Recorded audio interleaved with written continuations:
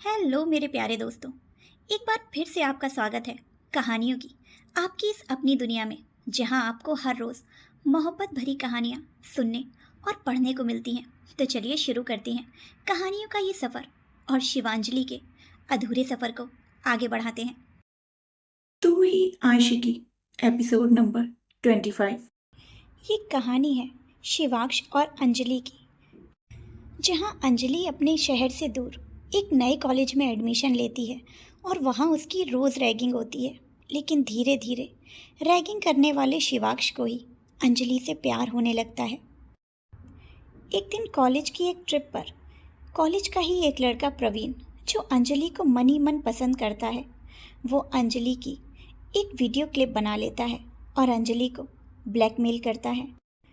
इसके चलते अंजलि अपने सभी दोस्तों के साथ बुरी तरह पेश आती है और उन पर बुरे इल्ज़ाम भी लगाती है।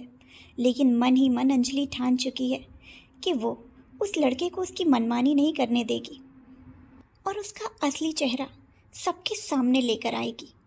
अब देखते हैं आगे क्या होता है। अंजलि और शिवांश पेड़ के ऊपर खड़े रहे और कुत्ते पेड़ के इर्द गिर्द चक्कर काटते हुए अंजलि और शिवांश के नीचे उतरने का इंतज़ार करते रहे। पर अब शायद उनका ये इंतज़ार ही रहने वाला था। अब आगे शिवांश अंजलि को कसकर बाहों में जकड़े खड़ा रहा। दोनों की धड़कनें नॉर्मल हुईं तो दोनों एक दूसरे से अलग हो गए। अंजलि ने उसकी आंखों में देखा तो शिवांश उसके बिखरे बालों को ठीक करते हुए बोला, तुम ठीक तो हो ना? कहीं लगी तो नहीं ना? अंजलि ने नाम में सिर हिलाया और बोली, नहीं, मैं ठीक हूँ। बाल बाल इन कुत्तों से बचे हैं, वरना पता नहीं हमारा क्या होता। वैसे आप तो ठीक है ना? I am fine. बोलते हुए शिवांश टहनी के ऊपर बैठ गया। अंजलि भी उसकी तरफ पीठ करके उसके थोड़ा आगे बैठ गई। शिवांश ने पेड़ के मोटे तने से अपनी पीठ सटा ली।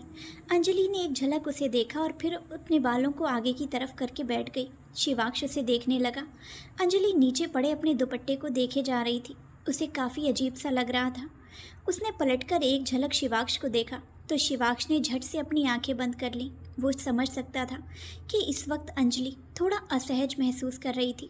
अंजलि ने उसे आंखें बंद किए हुए बैठे देखा तो वापस से आगे की ओर घूम गई। मायूसी से अपने दुपट्टे को कुछ देर देखते रहने के बाद अंजलि को नींद आने लगी तो वो अपनी आंखों को मलने लगी। कुछ ही पलों में उसकी पलकें भारी होने लगी और आंखें अपने आप बंद होने लगी। वो आगे की ओर गिरने लगी तो शिवांश ने उसकी बाजू पकड़कर उसे संभाल लिया और अपनी तरफ खींच लिया। अंजलि की पीठ शिवांश के सीने से लग गई। शिवांश ने उसके सिर को अपने सिर से टिका लिया। अंजलि नींद की आगोश में जा चुकी थी। शिवांश ने अपना कोट उतारा और अंजलि को उड़ाकर उसे अपनी बाहों में भर लिया, फिर खुद भी आंखें बंद कर लीं।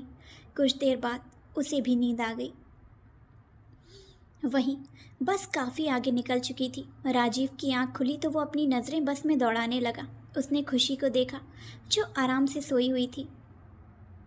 राजीव ने उसके पास आकर उसके बालों पे हाथ फेरा और बोला, जो सुकून तेरे चेहरे पर अभी है वो मैं हमेशा देखना चाहता हूँ खुशी। पर जो तू सब पर आसानी से विश्वास कर लेती है और उनसे जुड़ जाती है, वो तेरे लिए गलत भी हो सकता है। जो अच्छा दिखता है ज़रूरी नहीं कि वो अच्छा ही हो। बस तूने एक काम अच्छा किया, जो खुश अंजलि को अपना दोस्त बनाया। बोलते हुए राजीव अंजलि की सीट की ओर देखने लगा, पर अंजलि वहाँ पर नहीं थी और आकाश अकेले ही दोनों सीटों पर सो रहा था। राजीव बस में नज़रें दौड़ाने लगा, लेकिन अंजलि पूरी बस में कहीं नहीं थी। राजीव जल्दी से आकाश के पास गया और उसे हिलाते हुए बोला, अबे ओए कुंभकर्ण, उठ। हिलाए जाने पर आकाश हड़बड़ाहट से उठ गया और अधखुली आंखों से राजीव को देखने लगा। राजीव उसका चेहरा थपथपाते हुए बोला, अंजलि कहाँ है? आकाश ने सुना तो अपने अगल बगल देखते हुए बोला, अंजलि यहीं तो बैठी थी, अब कहाँ गई? बोलते हुए आकाश परेशान हो गया। कहीं उस प्रवीण ने तो कुछ नहीं किया ना? बोलते हुए वो उसने प्रवीण की ओर देखा तो वो अभी भी सोया हुआ था। राजीव ने आकाश को इशारा किया तो आकाश ने जल्दी से बस रोकने के लिए चिल्ला दिया, बस रोको। उसके चिल्लाते ही ड्राइवर ने जल्दी से बस में ब्रेक मार दिया। आकाश के चीखने से बाकी सब लोगों की नींद भी खुल चुकी थी। आकाश घबराहट से बोला, अंजलि बस में नहीं है। प्रिंसिपल ने सुना तो फिक्र से बोली, अरे ऐसे कैसे नहीं है, यहाँ से कहाँ जा सकती है। अब तक प्रवीण और श्वेता भी जाग चुके थे। प्रिंसिपल बोली, क्या वो बस में चढ़ी थी? आकाश जल्दी से सिर हिलाते हुए बोला, जी मैम, दोपहर में जब ढाबे पर बस रुकी थी उसके बाद भी वो बस में चढ़ गई थी, लेकिन अब पता नहीं कहाँ गई। श्वेता ने सुना कि अंजलि बस से गायब है तो खुश होते हुए खुद से बोली, हाँ अच्छा हुआ मुसीबत टली, बस अब वापस ना ही मिले तो अच्छा होगा। प्रवीण आंखें छोटी करके श्वेता को देखने लगा और मन में बोला, कहीं श्वेता ने तो अंजलि के साथ कुछ नहीं किया होगा ना, कर भी सकती है, इसका कोई भरोसा नहीं। पर अगर इसने अंजलि को मेरे पास आने से पहले ही छीन लिया तो मैं इसे छोड़ूंगा नहीं, बोलकर उसने गुस्से से मुट्ठी बना ली। अक्षत आसपास देखते हुए बोला, अंजलि के अलावा एक और इंसान है जो इस वक्त बस में नहीं है। अक्षत ने कहा तो सब उसकी तरफ देखने लगे। वो आगे बोला, शिवाक्ष भी बस में नहीं है। श्वेता ने सुना तो पूरी बस में अपनी नज़रें दौड़ाने लगी। शिवाक्ष वाकई में बस में नहीं था। शिवाक्ष और अंजलि के साथ में बस में ना होने का सुनकर श्वेता ने गुस्से से अपनी मुट्ठियां बना ली। वो अंदाज़ा लगा सकती थी कि अगर दोनों साथ में बस में से गायब हैं तो ज़रूर एक साथ ही होंगे। वहीं प्रवीण ये सुनकर हैरान सा रह गया और सोचने लगा, ये शिवाक्ष का बच्चा भी बस में नहीं है, मतलब श्वेता ने तो इसमें कुछ नहीं किया, वरना वो शिवाक्ष को कभी अंजलि के साथ नहीं रहने देती। तो फिर ये सब किया किसने? वहीं अक्षत ने वक्त देखा तो रात के 2 बज चुके थे।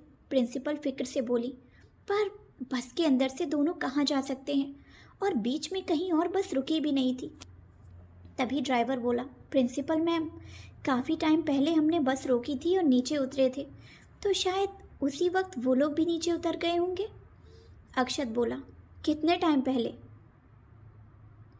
ड्राइवर सोचते हुए बोला, यही कोई 2.5 या 3 घंटा पहले। अक्षत ने अपने सिर पर हाथ रख दिया, फिर शिवाक्ष को फ़ोन करने लगा तो उसका फ़ोन वहीं पर रिंग होने लगा।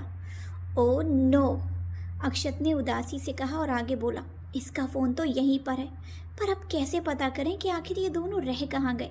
तभी राजीव बोला, एक काम करते हैं, यहाँ से कोई लिफ्ट लेकर जाते हैं और पता करते हैं दोनों का।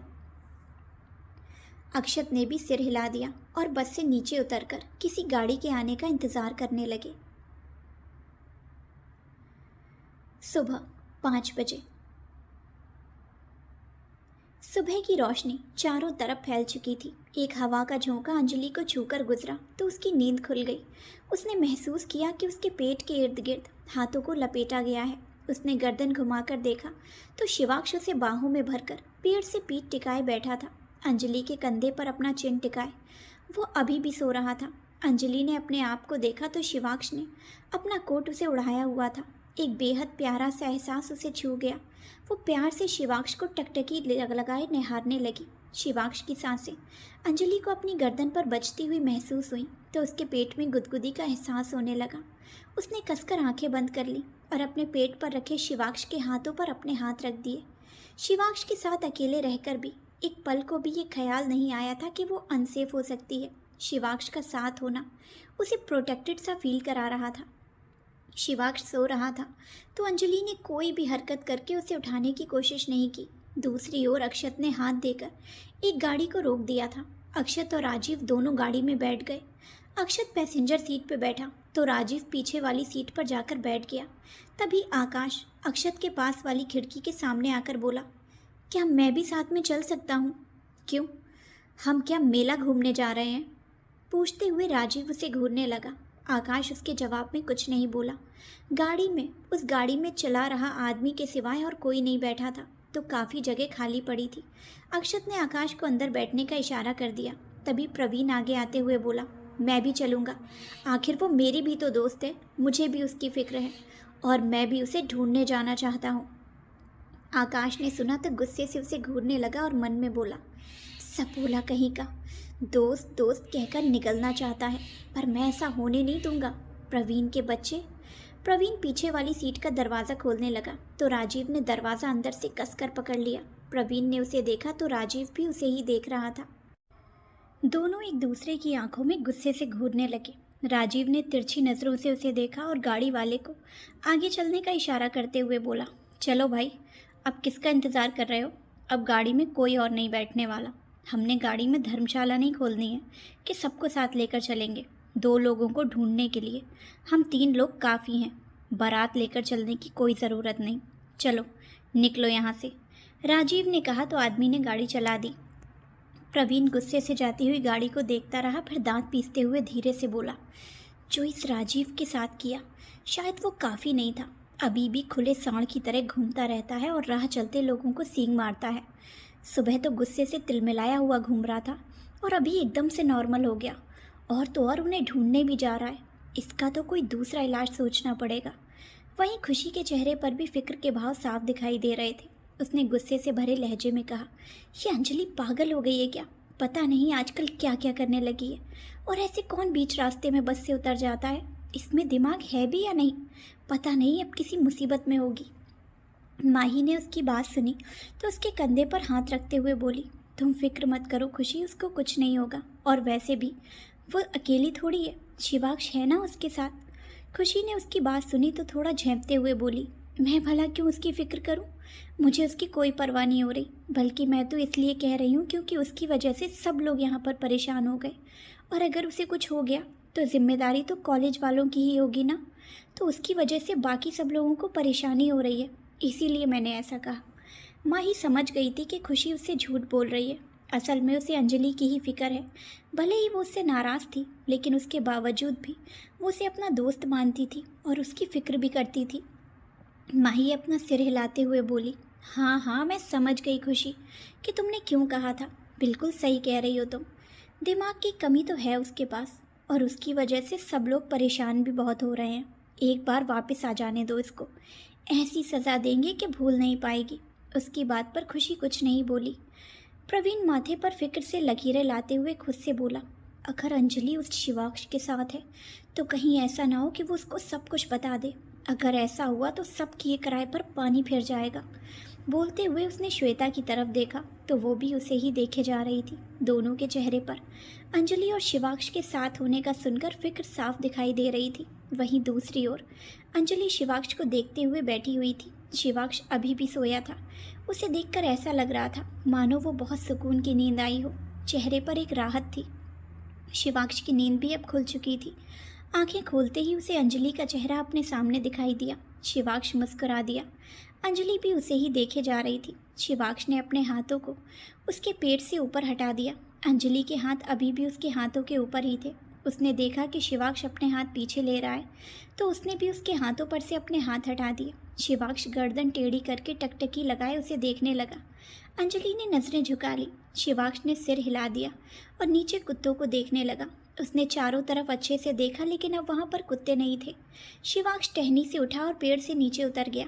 अंजलि ने उसके कोट को अच्छे से पहना और फिर वो भी पेड़ से नीचे उतरने लगी। शिवाक्ष ने उसकी ओर अपना हाथ बढ़ाया तो अंजलि ने उसके हाथ को थाम लिया। शिवाक्ष ने बहुत केयरफुली उसे नीचे उतार दिया, फिर अपनी शर्ट ठीक करते हुए बोला, बहुत बन गए मोगली, अब ज़मीन पर चलकर इंसान बनते हैं।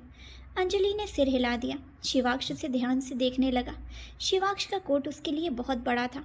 उसके कोट में वो काफ़ी हद तक कवर हो चुकी थी। शिवाक्ष उसे देखते हुए मुस्कुरा दिया। शिवाक्ष उसे देखकर हल्का सा हंस दिया। अंजलि ने उसे अपनी ओर देखते हुए हंसता पाया तो अपने आप को देखकर उससे पूछा, क्या हुआ है? आप मुझे देखकर हंस क्यों रहे हैं? कुछ याद आ गया। बोलते हुए शिवाक्ष उसके चेहरे को देखने लगा। और ऐसा क्या याद आ गया कि आपको हंसी आने लगी? अंजलि ने फिर पूछा तो शिवाक्ष बालों में हाथ फेरते हुए बोला, एक फिल्म याद आ गई। कौन सी? अंजलि ने तपाक से पूछा। कोई मिल गया, शिवाक्ष ने जवाब दिया तो अंजलि को अभी भी उसकी हंसी की वजह समझ नहीं आई। वो फिर से पूछ बैठी, तो उस फिल्म में ऐसा क्या याद आ गया जो आप हंसने लगे? शिवाक्ष ने अपने बालों में हाथ फेरा और बोला, उसमें एक एलियन धरती पर आया था। हाँ तो? बोलते हुए अंजलि गौर से उसे देखने लगी। तो क्या, एक एलियन उस दिन धरती पर आया था और दूसरा आज आया है। ये सुनते ही अंजलि आंखें बड़ी बड़ी करके उसे घूरने लगी और इरिटेशन से बोली, क्या आप मुझे एलियन कह रहे हैं? शिवाक्ष ने अपनी कमर पर हाथ रखे और उसके चेहरे पर अपना चेहरा झुकाते हुए बोला, हाँ कह रहा हूँ। तो अंजलि मुंह फुलाते हुए बोली, तो क्या? मैं कोई एलियन नहीं हूँ। शिवांश उसकी नाक पर उंगली रखते हुए बोला, मेरे लिए तुम एलियन ही हो, सबसे अलग। अंजलि ने नाराजगी से उसे देखा और बोली, जी नहीं। शिवांश ने उसे बाजू से पकड़ा और उसकी आंखों में एकटक देखते हुए बोला, जी हाँ, हर चोर यही कहता है कि उसने चोरी नहीं की, वैसे ही हर एलियन भी यही कहता है कि वो एलियन नहीं है। तो तुम्हारा भी बिल्कुल यही हिसाब है? अंजलि ने झट से पूछा। अच्छा, तो मुझ में ऐसा क्या अलग है जो मुझे एलियन बनाता है? शिवांश ने उसके हाथ को पकड़ा जो उसके कोट से कवर हो चुका था। वो कोट की स्लीव्स को फोल्ड करते हुए बोला, एलियंस इनोसेंट होते हैं, इंसानों वाली चालाकियाँ उन्हें नहीं आती। बोलते हुए उसने दूसरी बाजू की स्लीव को भी फोल्ड कर दिया और जंगल से बाहर की ओर जाते हुए बोला, अब मुझे लगता है कि हमें चलना चाहिए। कहीं ऐसा ना हो कि एलियन को देखकर कुत्ते दोबारा आ जाएं। अपनी फोल्डेड स्लीव्स को देखकर और फिर शिवांश को देखने लगी। पिछले कल से लेकर अभी तक जितना वक्त उन दोनों ने साथ में बिताया था, उस वक्त का एक एक पल अंजलि को बहुत खास लग रहा था, क्योंकि शिवांश ने उसे अंजलि के लिए खास बना दिया था। उसकी फिक्र करना, उसका ख्याल रखना और मुसीबत में भी साथ रहना अंजलि के दिल में अपनी एक अलग जगह बना चुका था। वो कदमों से उसके पीछे पीछे चलने लगी। उसके पैरों से आती छन छन की आवाज़ें शिवांश को एक अलग ही राहत दे रही थी। दोनों सड़क पर पहुंचे तो साथ में आगे चलने लगे। दूसरी ओर अक्षत लगातार गाड़ी की खिड़की से बाहर देखे जा रहा था, लेकिन शिवांश और अंजलि का कोई अता पता नहीं था। अक्षत गहरी सांस लेते हुए बोला, कहाँ रह गए ये दोनों? अभी तक कहीं नहीं दिखाई दिए। कहीं हम लोग ज़्यादा आगे तो नहीं आ गए ना? हो सकता है कि वो लोग पीछे कहीं हों। राजीव बोला, अब अगर इतना आगे आ ही गए हैं तो थोड़ा और आगे चले जाते हैं, हो सकता है थोड़ी दूरी पर हों। तभी ड्राइवर बेचारी सी आवाज़ में बोला, आप लोग मुझे मेरे घर से 40 किलोमीटर आगे लेकर आ गए। मुझे घर जाकर ज़रूरी मीटिंग में जाना है भाई, अब बहुत हो गया। तुम लोग उधर जाओ और किसी और गाड़ी को पकड़ लो। राजीव ने सुना तो उसे घूरते हुए बोला, अरे तेल लेने गई तुम्हारी मीटिंग, यहाँ हमारे लोग लापता हो चुके हैं और तुम्हारे लिए मीटिंग ज़रूरी है? ड्राइवर लगभग रोते हुए बोला, अरे भैया, पर मेरे लोग तो लापता नहीं हुए ना, मुझे क्यों अपने साथ साथ चक्कर लगवा रहे हो? वो क्या है ना, हम बहुत भले लोग हैं। लापता लोगों को ढूंढने का पुण्य हम अकेले अकेले नहीं कमाना चाहते, इसीलिए हमने तुम्हें भी साथ ले लिया। तो अब तुम चुपचाप गाड़ी चलाओ, जब तक वो लोग हमें मिल नहीं जाते हम तुम्हें कहीं नहीं जाने देंगे। आदमी ने गाड़ी में ब्रेक लगाई और हाथ जोड़ते हुए बोला, अरे मुझे नहीं चाहिए भाई पुण्य, मुझे मेरी मीटिंग में जाने दो। अगर वक्त से नहीं पहुंचा तो बॉस महीने भर की सैलरी नहीं देगा। राजीव उसे मनाने की कोशिश करते हुए बोला, हाँ तो जब मीटिंग छूटेगी तभी तो पुण्य मिलेगा। आदमी असमंजस में राजीव को देखने लगा। वहीं अक्षत और आकाश भी उसे ही देखे जा रहे थे। राजीव अपनी बात पूरी करते हुए आगे बोला, देखो, जब तुम्हारी मीटिंग छूट जाएगी तो तुम्हारा बॉस तुम्हें सैलरी नहीं देगा। अब जब वो तुम्हें सैलरी नहीं देगा तो हो सकता है कि तुम्हारी सैलरी किसी गरीब को मिल जाए या किसी ज़रूरतमंद की मदद हो जाए, तो हो गया ना भला काम, और इसी काम से तो तुम्हें पुण्य मिलेगा। आदमी हैरान परेशान सा राजीव को आंखें फाड़े देखने लगा। फिर उसने पैसेंजर सीट पर बैठे अक्षत को देखा तो अक्षत ने अपनी नज़रें फेर दी। आदमी स्टीयरिंग पर हाथ मारते हुए बोला, तुम अपना पुण्य अपने पास रखो, मुझे ये पुण्य नहीं चाहिए। और अब जल्दी से मेरी गाड़ी से नीचे उतर जाओ, क्योंकि मुझे वक्त पर अपनी मीटिंग में भी पहुंचना है। राजीव अब उसे समझाते हुए थक चुका था। उसने अपनी स्लीव्स ऊपर चढ़ाई और आदमी को मुक्का दिखाते हुए बोला, गाड़ी आगे चलाते हो या फेंके तुम्हें गाड़ी से बाहर? अरे अगर नहीं चलना तो मत चलो, बस अपनी गाड़ी हमें दे दो और एड्रेस बता दो, तुम्हारे पते पर तुम्हारी गाड़ी पहुंच जाएगी। लेकिन इस वक्त हम तुम्हें किसी भी हालत में नहीं छोड़ने वाले। चलो गाड़ी चलाओ। बोलते हुए राजीव उसे गुस्से से घूरते हुए देखने लगा। आदमी बेबसी से कभी अक्षत को तो कभी आकाश को देखने लगा, पर वो दोनों ही उसकी ओर बिल्कुल नहीं देख रहे थे। राजीव एक बार फिर अकड़ते हुए बोला, अबे चलते हो या नहीं, या फेंक दे तुम्हें गाड़ी से बाहर? आदमी को समझ नहीं आया कि अब वो क्या करे। करता भी क्या, वो था भी तो अकेला ही। वहीं वो लोग 3 थे। आदमी को अफसोस होने लगा कि उसने उन लोगों को लिफ्ट ही क्यों दे दी। गाड़ी आगे चलाने के सिवाय उसे और कुछ नहीं सूझा। गाड़ी वहाँ से आगे चल दी। अंजलि और शिवांश सड़क पर साथ साथ चले जा रहे थे। अभी तक एक भी गाड़ी उनके सामने से नहीं गुजरी थी। अंजलि को भूख का एहसास हुआ तो उसने अपने पेट पर हाथ रख लिया और निराशा से बोली, कल दोपहर से लेकर खाना भी नहीं खाया, बहुत भूख लग रही है, पर यहाँ पर खाना भी कहाँ मिलेगा। शिवांश ने उसकी ओर देखा तो उसका चेहरा उतरा हुआ था। फिर कुछ सोचकर उसने कहा, अगर ऐसा है तो तुम मुझे खा सकती हो। अंजलि ने सुना तो उसे घूरते हुए जल्दी से बोली, छी छी, कैसी बातें कर रहे हैं आप, मैं भला आपको क्यों खाऊंगी, इंसान भी कोई खाने की चीज़ होते हैं क्या। शिवांश ने उसे इरिटेट होते हुए देखा तो आगे बोला, मैंने सुना है कि भूखे होने पर एलियंस कुछ भी खा सकते हैं और किसी को भी खा सकते हैं।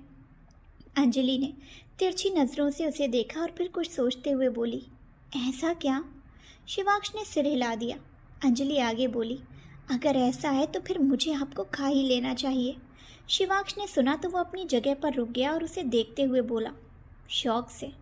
अंजलि ने उसका हाथ अपने हाथ में लिया और उसकी शर्ट की बाजू के ऊपर से थोड़ा सरकाते हुए बोली, सोच लीजिए, बाद में मत कहिएगा कि बहुत ज़ोर से काटा। शिवांश ने ना में गर्दन हिला दी। देखते ही देखते अंजलि ने उसकी बाजू पर दांत मार दिया। शिवांश के चेहरे पर दर्द वाले कोई भाव नहीं आए। वो मुस्कुराते हुए अंजलि को देखता रहा। उसे इतना शांत पाकर अंजलि ने दांत मारना बंद कर दिया और उसके चेहरे को देखने लगी। शिवांश के चेहरे पर मंद मंद मुस्कान तैर रही थी। अंजलि के रुकने के बाद शिवांश ने अपनी बाजू को देखा जिस पर अंजलि के दांतों के निशान बन चुके थे। शिवांश ने निशान पर हाथ फेरते हुए बोला, बस इतनी ही भूख थी क्या। अंजलि मुंह बनाकर उसे देखने लगी। उसने शिवांश को ज़्यादा जोर से नहीं काटा था, बस एक हल्का सा निशान उसकी बाजू पर छोड़ा था। यही वजह थी कि शिवांश उस पूरे वक्त में मुस्कुराते हुए उसे देखे जा रहा था। अंजलि ने उसे ऐसे मुस्कुराते हुए देखा तो तपाक से बोली, क्या, ऐसे क्या देख रहे हैं। शिवांश अपनी बाजू पर बने निशान को देखते हुए बोला, बस इतनी ही भूख थी क्या। अंजलि अपनी बाजुएं बांधते हुए दूसरी ओर देखते हुए बोली, जी हाँ, इतनी भूख थी। शिवांश ने उसे बाजू से पकड़कर अपनी तरफ घुमाया और उसके हाथ को अपने हाथ में लेते हुए बोला, अच्छा, पर यह क्या बात हुई, बस इतना सा ही खाया, बड़ा कुपोषित एलियन है। उसकी बात पर अंजलि मुंह बनाकर उसे देखने लगी। शिवांश उसके हाथ को कसकर अपने हाथ में थामते हुए बोला, भूख तो मुझे भी बहुत लगी है, अब मेरी बारी, अब मैं तुम्हें बताता हूँ कि कैसे दांत मारा जाता है। अंजलि ने सुना तो अपना हाथ उसकी पकड़ से छुड़ाने की कोशिश करते हुए बोली, नहीं शिवांश, आप ऐसा नहीं कर सकते, छोड़िए मुझे। शिवांश ने उसे कमर से थामकर अपने करीब खींचा और बोला, अरे ऐसे कैसे छोड़ दूँ, मुझे भी तो भूख लगी है ना। अब अगर तुम नहीं खा सकती तो वो तुम्हारी प्रॉब्लम है, पर मैं तो भूख में कुछ भी खा सकता हूँ, तुम्हें भी। बोलकर शिवांश ने उसके हाथ पर अपने दांत रख दिए। अंजलि ने कसकर आंखें बंद कर ली और चेहरा दूसरी तरफ घुमा लिया। शिवांश ने उसे देखा, फिर उसकी उंगलियों पर धीरे से चूम लिया। अंजलि ने झट से आंखें खोल दी। शिवांश की इस हरकत से अंजलि की सांसें बेहद तेज चलने लगी थी। वो हैरान परेशान सी खड़ी उसे देखने लगी। एक कमज़ोर एलियन को खाकर कहीं मैं भी कमज़ोर ना हो जाऊं, तो इसीलिए रहने ही देता हूं, कुछ देर की भूख बर्दाश्त कर ही लूँगा। बोलकर शिवांश ने उसे छोड़ दिया। अंजलि ने गुस्से से नाक फुलाई और उससे दूर जाते हुए बोली, मैं कोई एलियन नहीं हूँ, आप होंगे एलियन। अच्छा बेटा, तुम्हें छोड़ क्या दिया, तुम तो हवा में उड़ने लगी। रुको, तुम्हें अभी बताता हूँ। बोलकर शिवांश उसकी ओर बढ़ने लगा। अंजलि जल्दी से उससे दूर सड़क पर भाग गई। वो बार बार पीछे देखते हुए भाग रही थी। इतने में मोड़ के पास से एक गाड़ी उसकी तरफ आई। इससे पहले कि अंजलि अपने आप को संभाल पाती, वो गाड़ी बिल्कुल उसके सामने आ गई। अंजलि का बैलेंस बिगड़ा और वो आगे की तरफ गिर पड़ी। उसी वक्त गाड़ी में भी ब्रेक लग गया। अंजलि गाड़ी के बोनट पर गिर गई। शिवांश जल्दी से उसके पास आया और उसे संभालते हुए बोला, अंजलि, तुम ठीक हो ना, क्या कर रही हो, सड़क पर ऐसे कौन भागता है। बोलते हुए वो उसे ऊपर से नीचे तक देखने लगा। फिर गुस्से से उसने ड्राइविंग सीट की तरफ देखते हुए कहा, गाड़ी देख कर नहीं चला सकते क्या। बोलते हुए उसकी नज़र पैसेंजर सीट पर बैठे अक्षत पर चली गई। अक्षत, राजीव और आकाश जल्दी से गाड़ी से बाहर निकल आए। अंजलि और शिवांश को ठीक देखकर तीनों ने राहत की सांस ली। आकाश जल्दी से अंजलि के पास आया और उसके हाथों को अपने हाथों में लेते हुए फिक्र से बोला, तुम ठीक तो हो ना अंजलि। कहीं चोट तो नहीं लगी ना? अंजलि उसे शांत करते हुए बोली। मैं ठीक हूँ आकाश, बस बैलेंस बिगड़ गया था तो बोनट पर गिर गई। मुझे कुछ भी नहीं हुआ, तुम फिक्र मत करो। आकाश ने राहत की सांस ली। राजीव बोला, पर शिवांश, तुम दोनों बस से नीचे क्यों उतरे? और अगर उतरे थे तो कब बस चलने लगी तो वापस क्यों नहीं चढ़े? शिवांश और अंजलि राजीव की बात सुनकर एक दूसरे को देखने लगे। कोई कुछ जवाब देता उससे पहले गाड़ी के अंदर बैठा आदमी चिल्लाते हुए बोला, अरे मुझे मीटिंग के लिए देर हो रही है भाई, ये भरत मिलाप बाद में कर लेना, अभी मेरे रास्ते से हटो, मुझे वापस जाना है। बोलकर वो गाड़ी को वापस घुमाने लगा। इससे पहले राजीव पैसेंजर सीट पर बैठते हुए बोला, हाँ हाँ चलो ना, रोका किसने है, हमें भी वापस ही जाना है तो साथ ही चलते हैं। आदमी ने घूरते हुए राजीव को देखा।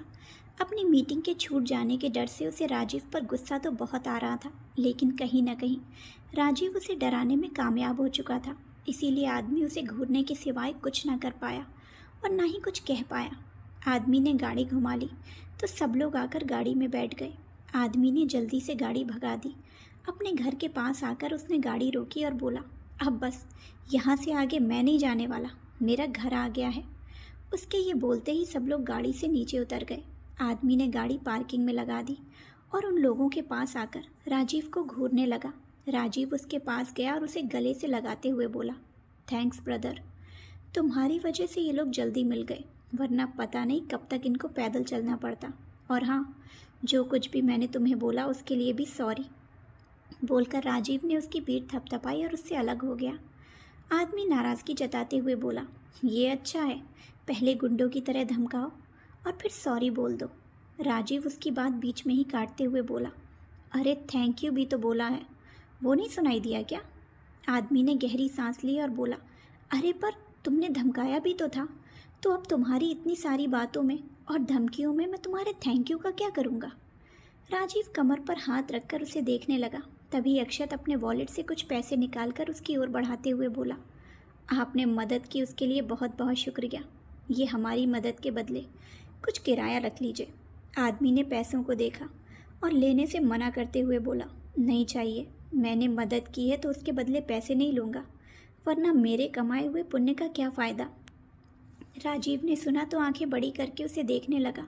जो आदमी अभी तक उसकी बातों से चिढ़ खा रहा था, अब वो उसकी ही बातों को दोहरा रहा है। राजीव मुस्कुराते हुए एक बार फिर उसके गले लग गया। आदमी फिर बोला, लेकिन अगर ये सब कुछ करने के बाद भी मुझे पुण्य का फल नहीं मिला तो मैं छोड़ूंगा नहीं तुम्हें, समझे तुम? बोलते हुए वो राजीव को धमकाने लगा। राजीव हंसने लगा और उससे हाथ मिलाते हुए बोला, देख लेंगे। अच्छा तो अभी हम चलते हैं, उम्मीद करूंगा कि दोबारा फिर मिले। आदमी उससे हाथ छुड़ाते हुए बोला, अरे नहीं नहीं, मैं तो प्रार्थना करूंगा कि मैं तुमसे दोबारा ज़िंदगी में कभी ना मिलूं। राजीव ने सुना तो उसके चेहरे से हंसी गायब हो गई। वो मुंह लटकाए खड़ा हो गया, पर इस बार बाकी सब लोग हंस दिए और वो आदमी भी हंसने लगा। फिर जल्दी से अपने घर के अंदर चला गया। वो सब भी वहाँ से निकल गए और सड़क पर चलने लगे। अंजलि अपना पेट पकड़े चल रही थी। शिवांश ने एक झलक उसे देखा और फिर अक्षत से बोला, अक्षत, यहाँ आसपास कोई होटल होगा क्या? अक्षत कुछ सोचते हुए बोला, हाँ, अभी आते वक्त एक ढाबा दिखा तो था, शायद यहाँ से कुछ आगे मोड़ पर है। परफेक्ट, भूख भी लग रही है तो थोड़ा जल्दी जल्दी चलते हैं, शिवांश ने कहा तो सब तेज तेज चलने लगे। 2-3 मोड़ के बाद उन्हें ढाबा दिखाई दे गया। सब लोग एक टेबल के पास आकर बैठ गए। अक्षत ने जाकर सबके लिए कुछ खाना ऑर्डर कर दिया। खाना आया तो सब लोग खाने लगे। खाना खत्म करने के बाद अक्षत बिल देने चला गया। आकाश ने उसे जाते देखा तो वो भी उनके पीछे चला गया। अक्षत बिल चुकाने लगा तो आकाश बोला, आप अपना और अपने दोस्तों का बिल दीजिए, अपना और अंजलि का बिल मैं खुद दूंगा। अक्षत ने सुना तो आकाश को देखते हुए बोला, कोई बात नहीं, मैं दे दूंगा। आकाश इनकार से भरकर बोला, अगर मैं भी दे दूंगा तो इसमें क्या ही हो जाएगा, और अपना और अंजलि का बिल तो मैं दे ही सकता हूँ ना। तभी राजीव वहाँ आते हुए बोला, क्यों भाई, चूजे अगर अक्षत बिल दे रहा है तो इसमें दिक्कत क्या है? अक्षत बिल नहीं भर सकता क्या? क्या तू उसे इस लायक नहीं समझता कि वो तेरा और तेरी दोस्त का बिल दे सके? इस पर आकाश सहज भाव से बोला, नहीं, मैंने ऐसा नहीं कहा, वो बेशक दे सकते हैं, और वो इस लायक भी हैं कि वो दे देंगे, लेकिन इस लायक तो मैं भी हूँ ना कि मैं अपना और अंजलि का बिल दे सकूँ। तो प्लीज़ मुझे हम दोनों का बिल देने दीजिए। अक्षत काउंटर के पास से पीछे हट गया। राजीव कुछ बोलने लगा तो अक्षत ने उसे आंखों के इशारे से चुप रहने को कहा। आकाश ने बिल भरा और वहाँ से चला गया। दम तो है लड़के में, बोलते हुए अक्षत उसे जाते हुए देखने लगा। तभी राजीव अपनी चिन पर हाथ फेरते हुए बोला, हाँ दम तो है, लेकिन सिर्फ बातें करने के लिए। बाकी लड़का तो ऐसा है कि हवा का झोंका आए तो उड़ जाए, एकदम चश्मे की दुकान। राजीव ने कहा तो अक्षत हंसने लगा। राजीव को भी हंसी आ गई। अक्षत अपना बिल देने लगा। वहीं हाथ धोने आई अंजलि ये सब कुछ देख और सुन चुकी थी। आकाश की खुददारी देखकर उसके चेहरे पर बड़ी सी मुस्कान आ गई। सब लोग ढाबे से निकल गए और सड़क पर खड़े होकर बस के आने का इंतज़ार करने लगे। कुछ ही देर में बस आ गई। सब लोग बस में चढ़ गए। कुछ ही देर बाद वो लोग अपने कॉलेज बस के पास पहुंच गए। अंजलि और शिवाक्ष को ठीक पाकर प्रिंसिपल ने राहत की सांस ली। श्वेता जल्दी से आकर शिवाक्ष से लिपट गई और फिक्र जताते हुए बोली, शिवाक्ष कहाँ रह गए थे तुम? पता है हम लोग कितने परेशान हो गए थे। शिवाक्ष ने एक झलक अंजलि को देखा और फिर श्वेता को खुद से दूर करते हुए बोला, मैं ठीक हूँ श्वेता, फिक्र करने वाली कोई बात नहीं है। तभी प्रिंसिपल बोली, चलो आप दोनों अगर बच्चे ठीक हैं और सही सलामत है तो इससे अच्छी बात क्या ही हो सकती है। अब चलो सब लोग जल्दी से बस में बैठो, वक्त से कॉलेज भी पहुंचना है। प्रिंसिपल की बात सुनकर सभी बस में चढ़ने लगे। प्रवीण अंजलि की ओर आने लगा। अंजलि ने उसे अपनी तरफ आते देखा तो जल्दी से बेसुध होकर गिर पड़ी। आकाश ने जल्दी से उसे संभाल लिया। खुशी ने देखा तो उसकी ओर बढ़ने लगी, लेकिन फिर राजीव की ओर देखकर वो अपनी जगह पर ही रुक गई। प्रवीण ने देखा कि अंजलि बेहोश हो गई तो उसे अपनी तरफ लेने की कोशिश करने लगा, लेकिन आकाश ने हाथ दिखाकर उसे रोक दिया और बोला, मैं संभाल लूँगा इसे, तुम जाकर बस में बैठ सकते हो। प्रवीण बोला, अरे पर ऐसे कैसे वो बेहोश हो सकती है, अभी तो बिल्कुल ठीक खड़ी थी। आकाश उसे घूरते हुए बोला, क्या मतलब ऐसे कैसे? पता नहीं बेचारी रात भर कहाँ कहाँ घूमी होगी और अब बेहोश हो गई है तो पूछ रहे हो ऐसे कैसे? तुम हटो सामने से, हवा आने दो। अंजलि को फ्रस्ट्रेशन हो रही होगी, मैं संभाल लूँगा इसे। प्रवीण उसकी बात को अनसुना करते हुए अंजलि को उठाने की कोशिश करने लगा, लेकिन इतने में शिवाक्ष अंजलि के पास आया और उसे बाहों में उठा लिया। प्रवीण बेबाक सा खड़ा रह गया। अंजलि से तो वो कुछ भी कह सकता था, लेकिन उसके अलावा किसी और पर उसका कोई बस नहीं था। वो गुस्से का घूंट पीकर बस वहीं खड़ा रह गया। शिवाक्ष अंजलि को लेकर बस में चढ़ गया और उसे आराम से सीट पर बैठा दिया और उसके साथ में बैठकर उसका सिर अपने कंधे पर रख लिया। अंजलि धीरे से एक आंख खोलकर देखा तो उसे शिवाक्ष अपने बगल में बैठा हुआ दिखाई दिया। उसने जल्दी से फिर से आंखों को बंद कर लिया। आकाश और राजीव ये देख चुके थे और समझ भी चुके थे कि अंजलि नाटक कर रही है। आकाश मुस्कुरा दिया। वहीं राजीव ने अपना सिर हिलाते हुए धीरे से खुद से कहा, नौटंकियां तो भरी पड़ी हैं, एक पल को डरा ही दिया था। बोलते हुए वो आकाश को साथ लेकर सीट पर जाकर बैठ गया। आकाश भी चुपचाप उसके साथ बैठ गया, लेकिन उसका ध्यान अंजलि के ऊपर ही था। वहीं प्रवीण भी आगे की सीट पर बैठा बार बार पीछे देखे जा रहा था। आकाश को उस पर बेहद गुस्सा आ रहा था। बस वहाँ से कॉलेज की तरफ निकल गई। कॉलेज के पास आकर बस रुकी तो सब लोग अपना अपना सामान लिए बस से नीचे उतर गए। खुशी अंजलि की सीट के पास आकर खड़ी हो गई। अंजलि अभी भी आंखें बंद किए हुए थी। कुछ पल उसे देखकर खुशी बस से नीचे उतर गई।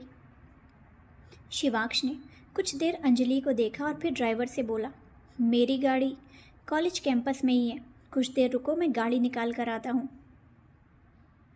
बोलकर शिवाक्ष बस से नीचे उतर गया। आकाश अपनी सीट से उठकर जल्दी से अंजलि के पास आया और बस में नज़रें दौड़ाते हुए फुसफुसाते हुए बोला, अभी आंखें मत खोलना अंजलि, ये प्रवीण का बच्चा यहीं बैठा हुआ है।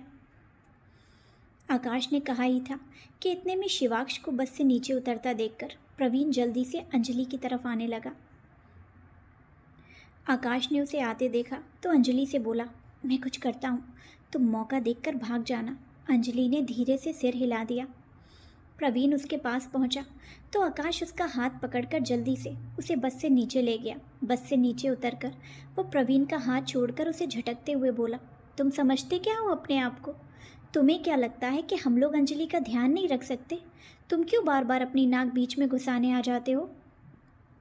आकाश ने आज से पहले प्रवीण से कभी ऐसी बात नहीं की थी और ना ही वो कभी उससे बात करने में इंटरेस्टेड होता था। आज अचानक उसे ऐसे बात करते देखकर प्रवीण थोड़ा सा हैरान था। उसने अपनी कमर पर हाथ रखा और बोला, तुझे क्यों दिक्कत हो रही है? जैसे वो तेरी दोस्त है वैसे ही वो मेरी भी दोस्त है, बल्कि मेरे लिए वो एक दोस्त से ज़्यादा फील करती है। तो तेरी मेरे सामने कोई औकात नहीं है। आकाश तंज से मुस्कुरा दिया, फिर बोरियत से बोला, इतने ज़्यादा सपने देखते हो प्रवीण कुमार? तुम्हें क्या लगता है कि अगर मिस्टर फ्रेशर का खिताब जीते हो तो हर कोई तुम्हारा दीवाना बन जाएगा? पर मैं तुम्हें बता दूं कि ऐसा कुछ नहीं है। प्रवीण उसकी बातों का मजाक बनाते हुए बोला, तू खुद नहीं जीत पाया इसीलिए मुझसे जलता है। इसके अलावा तेरी दोनों ही दोस्त मेरे आगे पीछे घूमती हैं, इसलिए भी तुझे मुझसे जलन होती है। पर एक बात मैं तुझे भी बताना चाहता हूँ, जिस तरह की शक्ल तेरी है उस पर लड़कियाँ नहीं मरती। आँखों पर डबल बैटरी लगाने से तू एकदम बंदर नजर आता है और तुझे देखकर मुझे बहुत हंसी आती है। बोलकर वो ज़ोरों से हंसने लगा। वहीं अंजलि अपना बैग लिए बस से नीचे उतर चुकी थी। प्रवीण का ध्यान अभी उसकी तरफ बिल्कुल भी नहीं था। आकाश ने बहुत अच्छे से उसे अपनी बातों में उलझाया था। धीरे धीरे अंजलि वहाँ से निकलने लगी।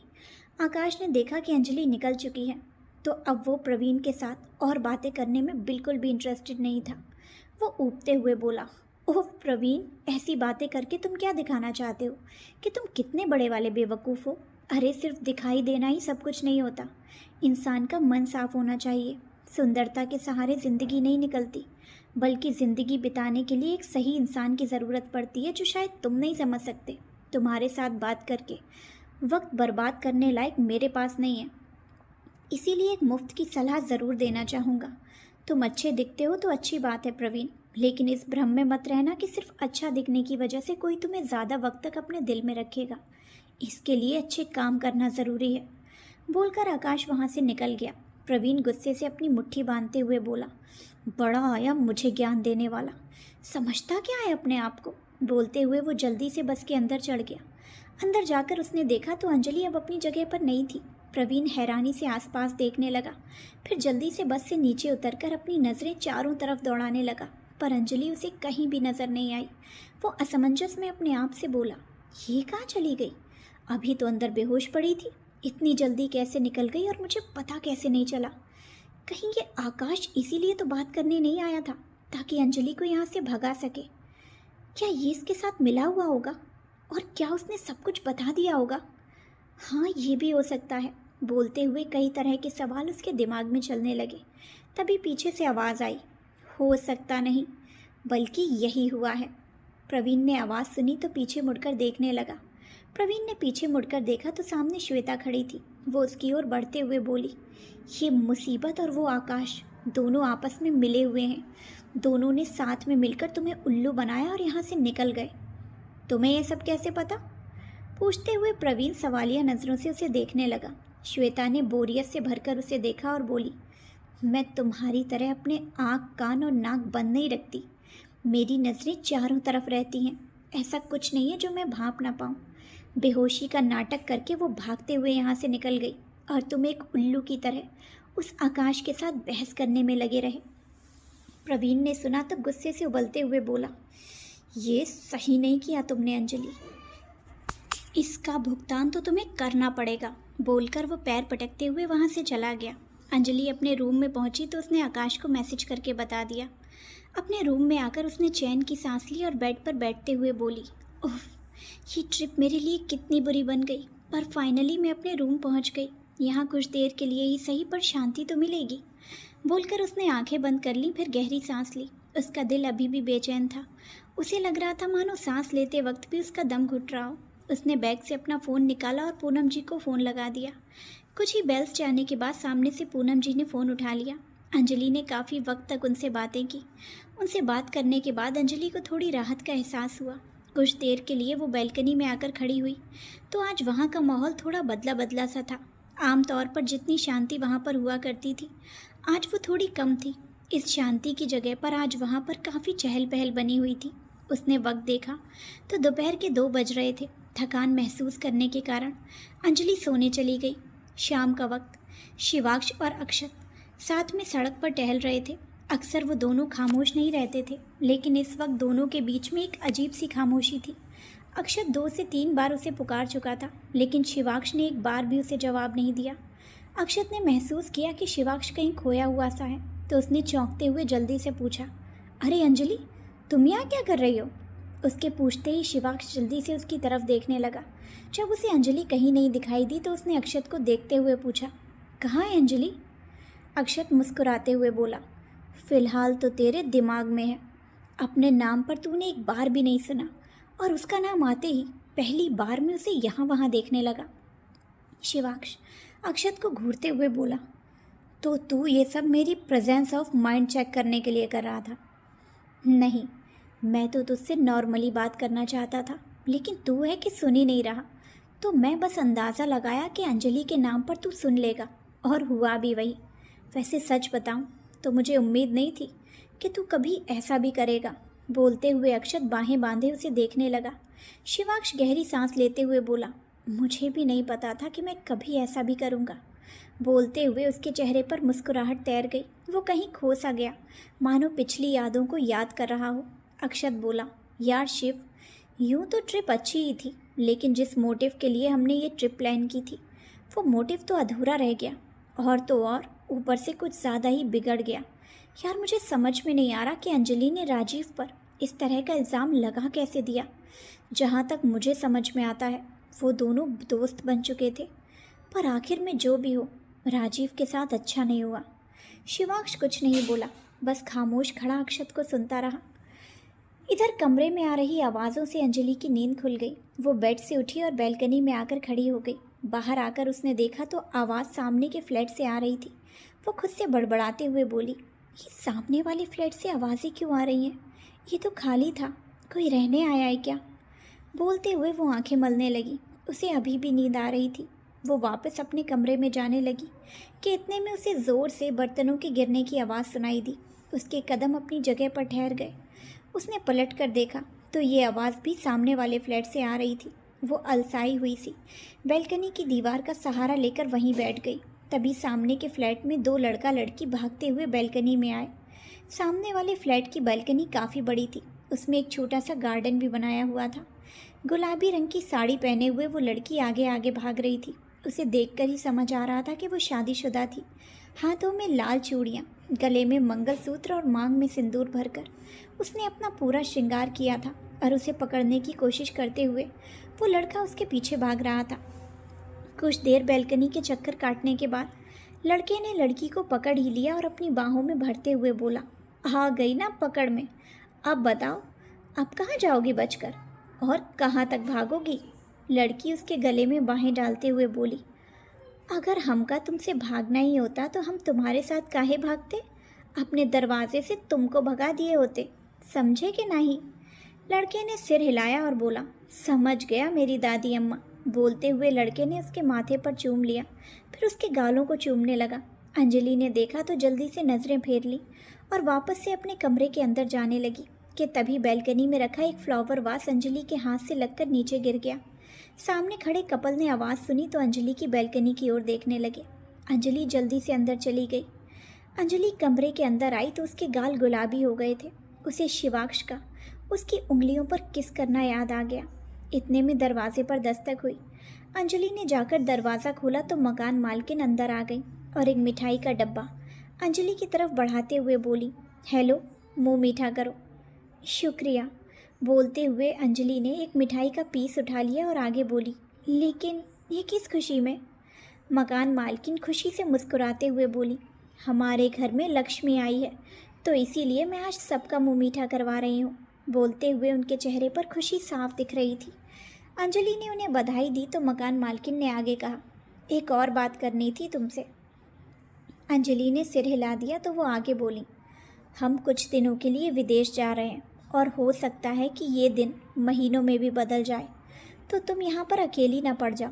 इसीलिए हमने कुछ नए किराएदारों को भी यहाँ फ्लैट दे दिया है, और जहाँ तक रही इस वक्त के रेंट की बात, तो वो हम आने के बाद देखेंगे। तब तक का रेंट मेरी तरफ से माफ़। अंजलि हैरान सी उन्हें देखने लगी। उनकी हर एक बात में उनकी खुशी साफ झलक रही थी। अंजलि को मिठाई का पूरा डिब्बा पकड़ाकर वो वहाँ से चली गई। अंजलि डिब्बे को पकड़े हुए वहीं खड़ी रही। आज से पहले उसने मकान मालकिन को हमेशा उखड़े हुए ही देखा था। उन्होंने शायद ही कभी बात भी की हो, लेकिन आज वो बिल्कुल अलग न लग रही थी। उन्हें खुश देखकर अंजलि भी खुश हो गई और बोली, पता नहीं क्यों, लेकिन इनकी इतनी ज़्यादा खुशी के आगे मेरी टेंशन बहुत फीकी पड़ गई है। एक पॉजिटिव एनर्जी कितना अच्छा फील करा देती है। बोलकर उसने गहरी सांस ली और मिठाई खाने लगी। सच्चाई जानने के बाद अब क्या करेगा प्रवीण? कैसे सामना करेंगे अंजलि और आकाश? प्रवीण और श्वेता की चालों का जानने के लिए देखिए अगला एपिसोड।